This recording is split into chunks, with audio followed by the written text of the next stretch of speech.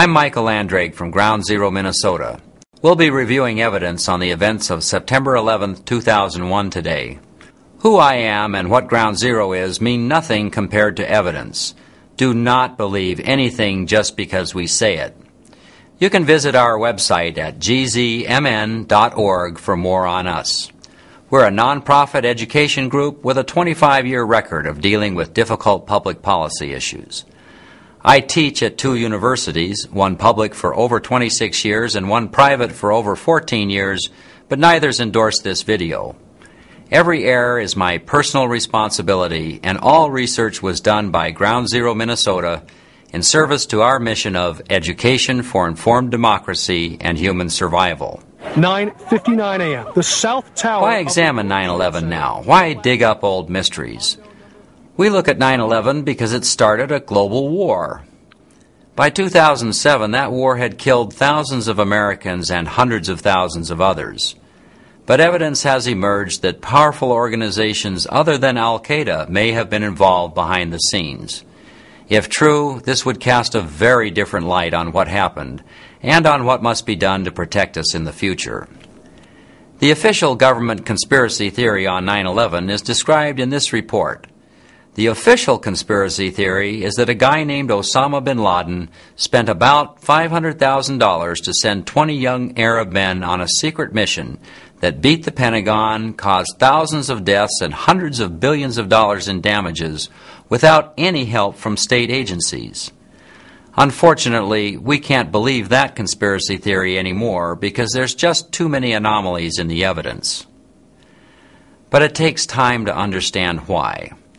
So we'll deal with engineering issues first, especially World Trade Center Tower Number 7, then covert operations and evidence of intelligence agencies active behind the scenes, and then we'll finish with how to move forward with solutions.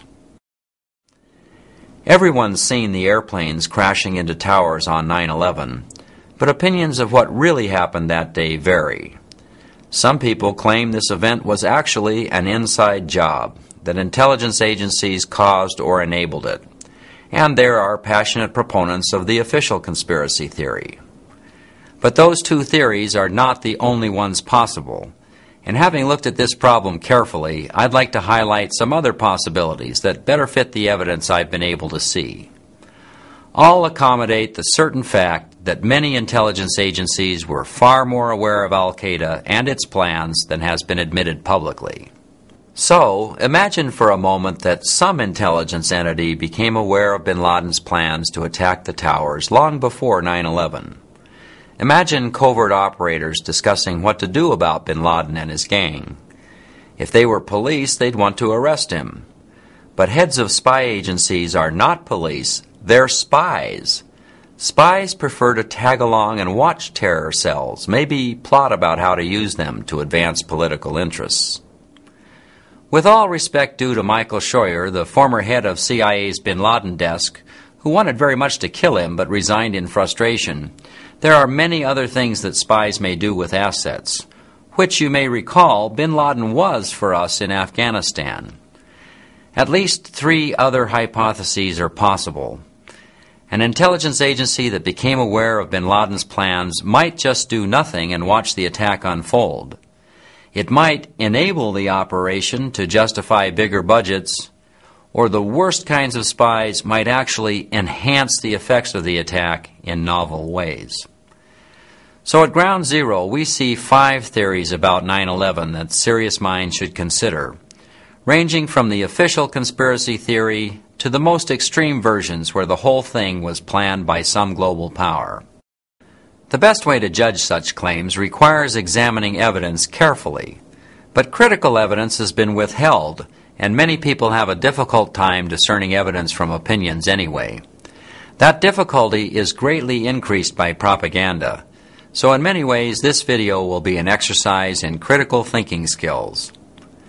Finally, we want you to know that every one of our core team has sworn to preserve, protect, and defend the Constitution of the United States against all enemies, foreign and domestic.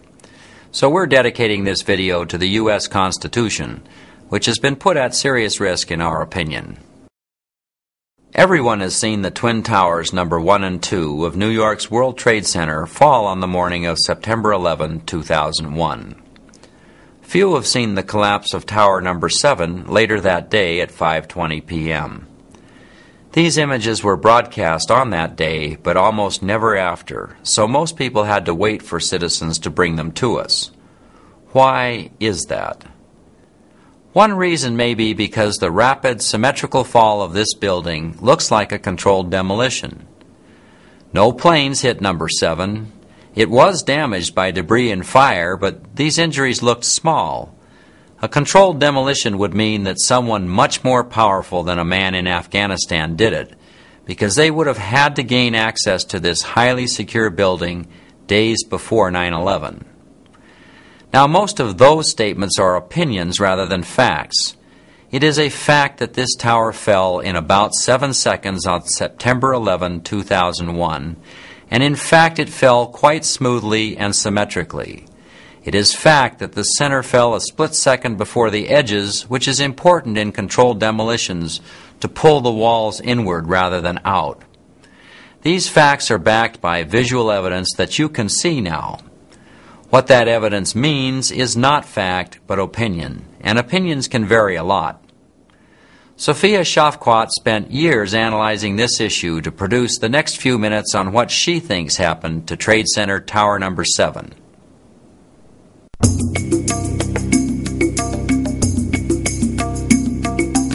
Just in the last few seconds, another building number 7, one of the buildings in support of the World Trade Center towers, has collapsed.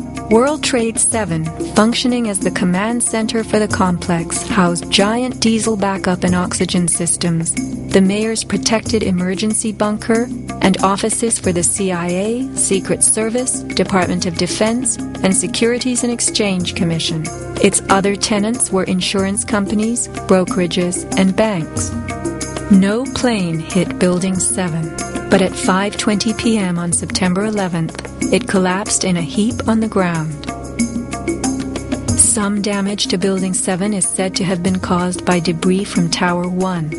Though this New York Times article tells us Building 7 burned like a giant torch, the only visuals that exist are of unidentified smoke and a few small fires. Compare this to the wallops sustained by World Trade Center 3, 4, 5, and 6. Positioned right below the towers, damage to the surrounding World Trade Center buildings was infinitely worse. Still, the structures held up. But somehow, rescue workers knew that Building 7 would fall. You hear that? Keep your eye on that building. It'll be coming down soon. A 47-story skyscraper, Building 7 folded neatly in 6.5 seconds, a textbook descent right into its footprint. Silverstein Properties now tells us that its owner was referring to the team of firefighters inside the building when he spoke of the decision to pulling the firemen out of harm's way. However, there were no firefighters in Building 7, according to FEMA, NIST, and Fire Chief Frank Fellini. They were ordered out at 11:30 that morning. 6 hours later, the building came down. We heard this sound that sounded like a clap of thunder. Turned around, it looked like there was a shock wave ripping through the building, and the windows all busted out, and it was horrifying. About a second later, the bottom floor caves out, and the building followed after that. Radio host Alex Jones notes the mark of a classic implosion. This is a photo taken 1 second into Building 7's collapse. Notice the crimp. If we look at other controlled demolitions, we see that they first blow one of the central columns so the building falls in on itself. If you don't do this, the building falls outward and can damage